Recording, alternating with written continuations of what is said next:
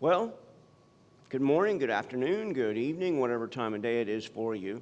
We are continuing today with the teaching on the question, is it true? And last week we looked at the death of Peter. Today we want to look at the death of the Apostle Paul. Remember that we're asking three overall questions. The first question is what we have what they wrote? And we've been able to establish through the looking at the thousands of manuscripts that we have that in all but the smallest of cases, what we have today is what they wrote. The second question we've asked, that we're asking now, is did they believe what they wrote? And that's why we're looking at the deaths of those who claim to be eyewitnesses, because it seems that if they didn't really believe what they wrote, they would not have died for it. The third question that we will begin looking at in a week or two is, are the writings of the gospel, New Testament, true? That is, can we, in spite of what we've already looked at, are there other reasons that we can look at and establish the truth of the gospel? So we're on the second question at this point. And the second question is essentially asking us, why would a writer die for his writing if he knew it to be false? Why wouldn't he say, if he were threatened with death, I was just kidding about all this. This is not true. But that's not what happened. Remember last week we mentioned there's a difference between believing something and knowing it. The writers of the gospel didn't believe something because someone else had told them. They believed it because they had seen it. They knew it themselves by their own sight and their own knowledge. And so let's think then about the death of the Apostle Paul, the person who wrote the largest percentage of the New Testament, the person who in many ways is a huge and gigantic example of a person who changes his life because of seeing the risen Christ. We're all familiar with Saul or Paul. Those were probably two names depending upon whether he was speaking to Greek or Hebrew people. Saul or Paul is walking along the road to Damascus, and there he sees the amazing Lord, and the Lord speaks to him, and his life changes forever as a result of that. So let's think about the death of Paul and what exactly happened. How did the Apostle Paul die? And what do we really know about that? So what is it that we know about Paul just in general from the New Testament? We know, first of all, that he was born a Roman citizen. In Acts 22, he is treated differently because of the fact that he is a Roman citizen. A Roman citizen had certain rights that a non-Roman citizen didn't have.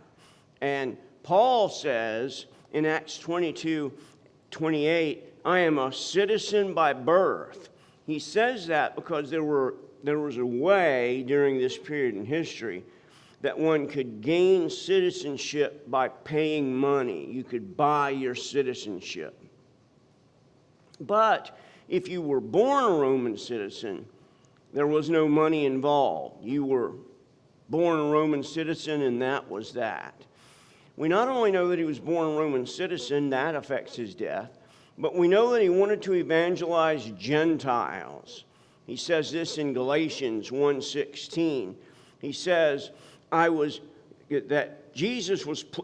was pleased to reveal his Son to me in order that I might preach him among the Gentiles. The primary ministry of Paul is not to Jewish people in Jerusalem or even in Israel. The primary ministry of Paul is to those who are outside the land of Israel, who are not Jewish, those who are Gentiles. We also know that Paul wanted to plant churches rather than just build up churches that someone else had started. And we know this from Romans 15:20. He says, "And thus I make it my ambition to preach the gospel, not where Christ has already been named, lest I build on another's foundation."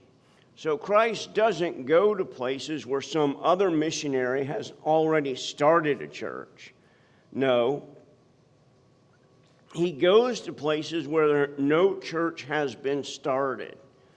He allows whomever else is going around as a missionary and starting churches to do their own work.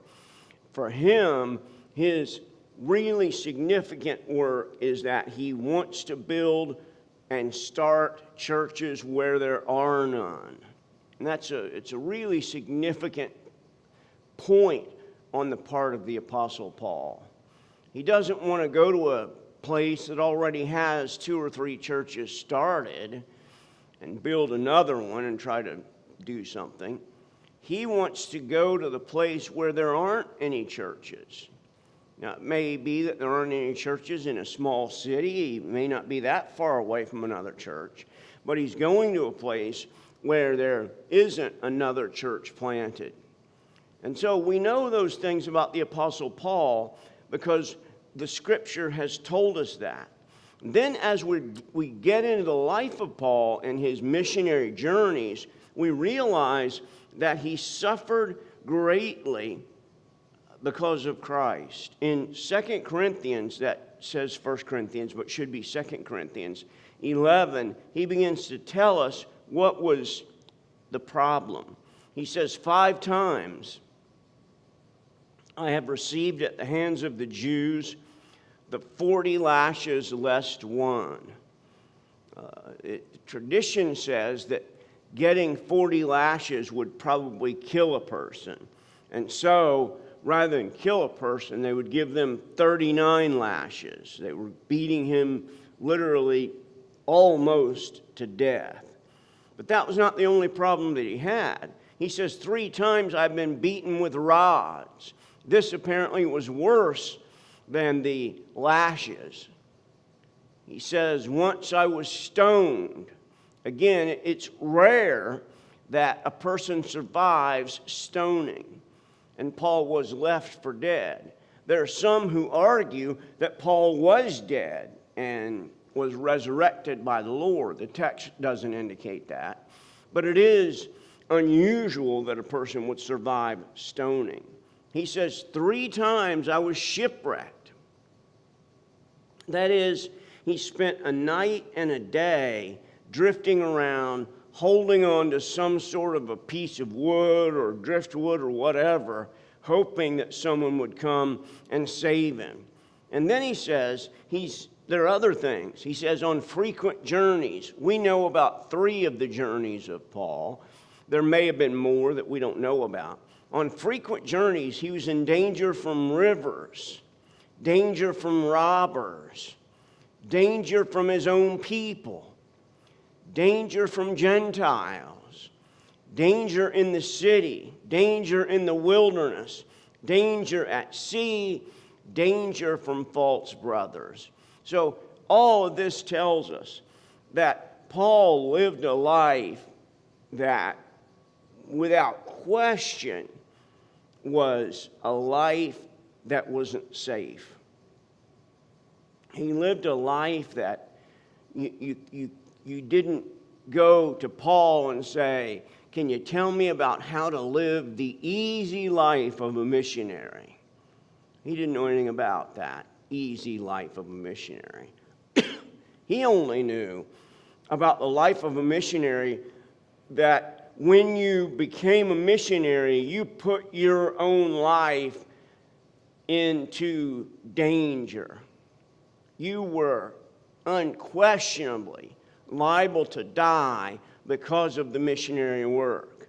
Whether it be from crossing a river that was going too fast and might sweep you away, or robbers that would jump on you, like we learn of in the parable of the man who was robbed on the way down to Jericho, called the parable of the Good Samaritan.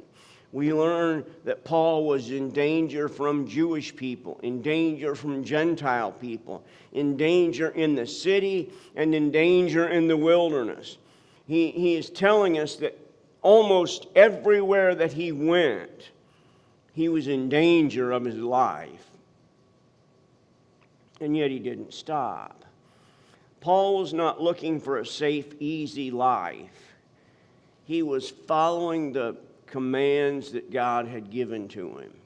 So even from that, the fact that Paul was willing to put his life in danger for the mission of God, we realize that this lends credence to his writings.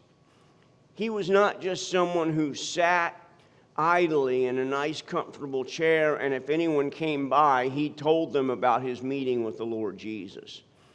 He was a person who got up out of the chair, put his own life in danger, risked his health on many occasions, as we learn in 2 Corinthians 2, had some sort of a serious problem that he calls his thorn in the flesh, whether it was a physical issue that he had, like malaria, whatever it was. He did all that to tell people about the risen Christ. And it makes us realize, if the Christ were not really risen, why would he take upon himself this incredible danger that he does?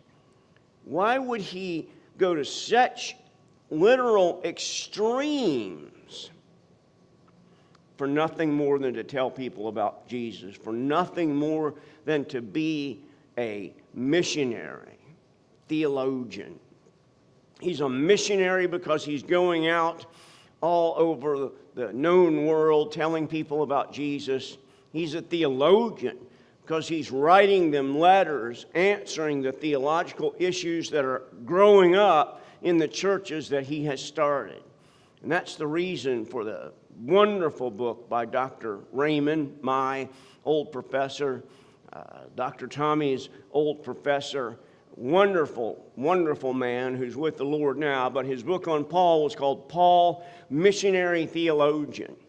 We can't understand Paul without understanding that he was a theologian, and we can't understand Paul without understanding that he was also a missionary, that he was willing to give up his own life so that he could be the right kind of missionary for the Lord. There are several things that tradition tells us about the death of Paul. Realize that nowhere in the New Testament do we have something that says, and Paul died. We know that about Jesus, he died. Text tells us that. We know that about James. But we never find a place in the New Testament that tells us that Paul died. But we do have certain early writers that tell us several things. One was that it was in Rome that Paul met his death at the capital of the Roman Empire. And realize that the Roman Empire was, at this point, pretty much for that part of the world, the one who controlled virtually everything. We've heard of the Pax Romana, the peace of Rome, and we realize that it happened specifically because of the fact that Rome had such a large army and such great control that they could keep peace. The second thing is that it was during the reign of Nero. Most of us have heard of Nero. We've heard something, at least. Nero fiddled while Rome burned. That's sort of a very common saying, and it may or may not be true that he played the violin, but it's almost certain that Nero started the fire, or at least allowed it to be started. And then, of course, it was blamed on the Christians. So often in early church history, from the first century until Constantine, we find anything that goes wrong blamed on the Christians. The overthrow of Rome eventually was blamed on the Christians. The sort of global warming that happened in the 3rd century, when the crops were dying because it was so hot, blamed on the Christians. That's the reason that Augustine, in his magnificent book, The City of God, The City of God is essentially a book written to show why Christians were not the cause of the fall of Rome, or the cause of the barbarians coming in and overtaking places. So Nero was we might say, a man who had probably mental issues. Today we would realize that. He was incredibly cruel and hateful toward Christians. You remember the story of Nero lighting his gardens by having Christians wrapped up in cloth dipped in pitch and using them as human torches, burning them alive as the people came to the party. So Nero was certainly the kind of person who was capable of just putting someone to death. There's no doubt about that. The third and the least certain of these traditional things about Paul is that he was beheaded.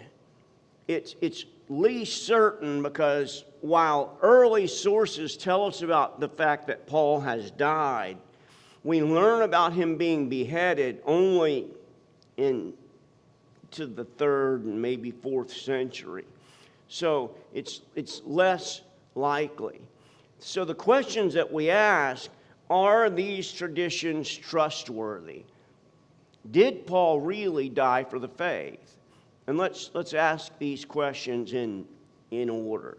The first question, of course, is, did Paul go to Rome?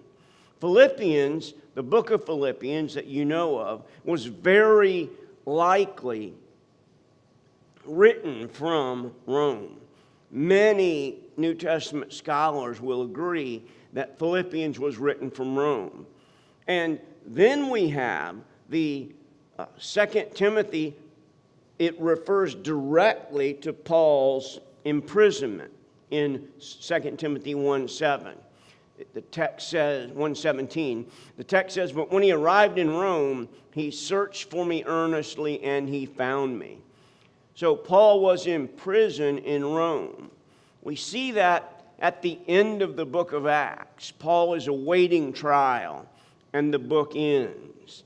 That causes some to believe that the book of Acts was written before the death of Paul, and others to believe that even though it was written after the death of Paul, the real point of the book of Acts is to show that the gospel has gone out to a large number of people, and it going to Rome is what they are talking about.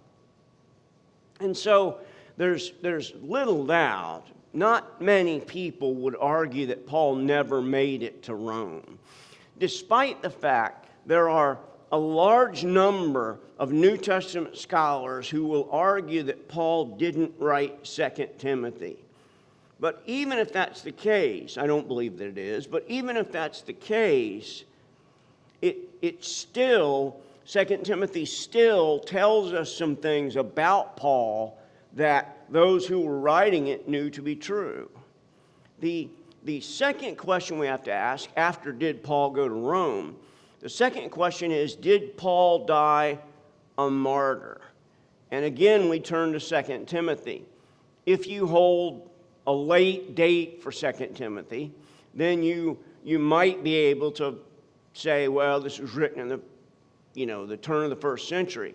But the thing to remember is, even if it was written at the turn of the 1st century, years after Paul died, it's still being written by someone who loved Paul and someone who knew about the life and death of the Apostle Paul. So even if you do take a late date for 2 Timothy, you still have to admit that it's telling us some things about the apostle.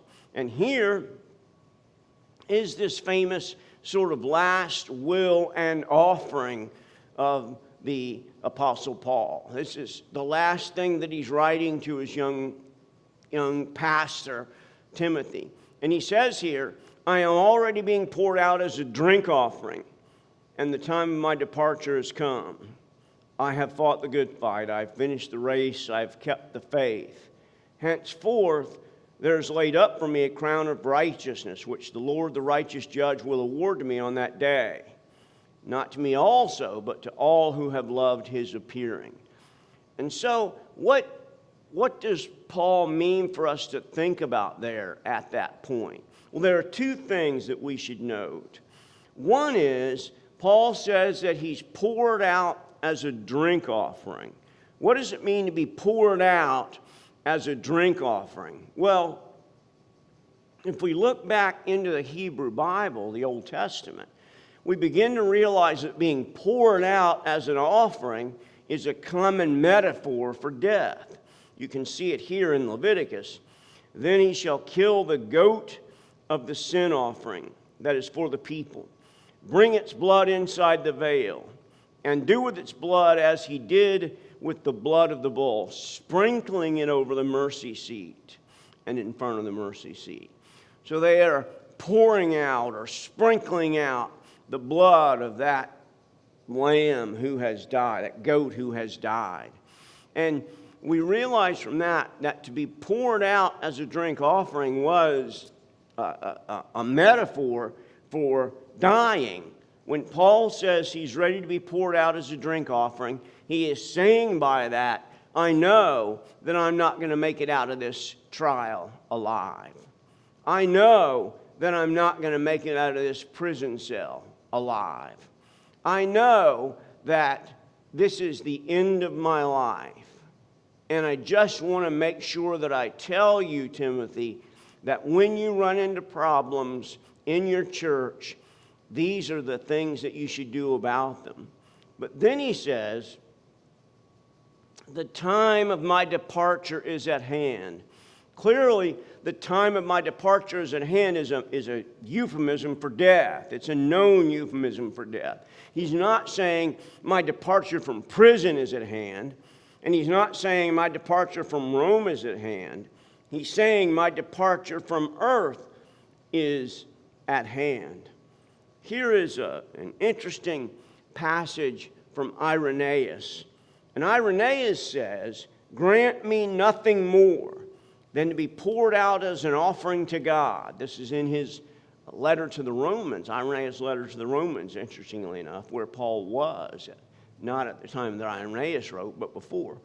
Grant me nothing more than to be poured out as an offering to God while there is still an altar ready, so that you may form a chorus and sing to the Father in Jesus Christ.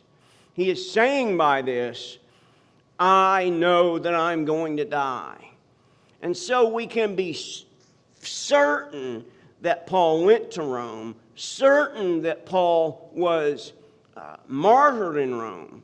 We can be less certain about the fact that Paul was beheaded. Part of that is because there have been these very strange kind of legends attached to the beheading of Paul. Here's one of them. I read it for you last week, but you'll see it again. When the executioner struck off Paul's head, this is with the sword. In general, in Rome, if you were beheaded with a sword. You remember the attempted death scene in the movie Gladiator. It was with a sword. And that was, Paul's head was probably struck off with the sword. But what happened here, when the executioner struck off Paul's head, milk spurted upon the cloak and on the soldier. And the soldier and all that were present, when they saw it, marveled and glorified God, which has given glory unto Paul. And they went and told Caesar what was done. This is highly, highly unlikely. It's the essence of the kind of stories that sort of grew up about the death of the great Apostle Paul. If you go to Rome today and you take a tour, they will show you the place where Paul was beheaded, and they will show you 3 fountains right near there. And they will tell you that Paul, when he was beheaded, his head bounced 3 times, and every place that his head bounced, a fountain came up. Highly, highly unlikely. There's nothing like that in the text of the Scripture to tell us anything like that. But what do we know for certain? We know for certain that Paul could have given up his Christianity and not died, but he didn't. Paul died for his Christianity. He was martyred for his Christianity. He was beaten for his Christianity. He was shipwrecked for his Christianity. And all of that tells us that what Paul wrote was true. He didn't just believe it to be true. He knew it was true from seeing things with his own eyes. And so today, I hope that you can rest easy in the understanding that the New Testament gospel as we have it is true because the writers were willing to give their lives for it. Thanks for watching, and we will see you next week.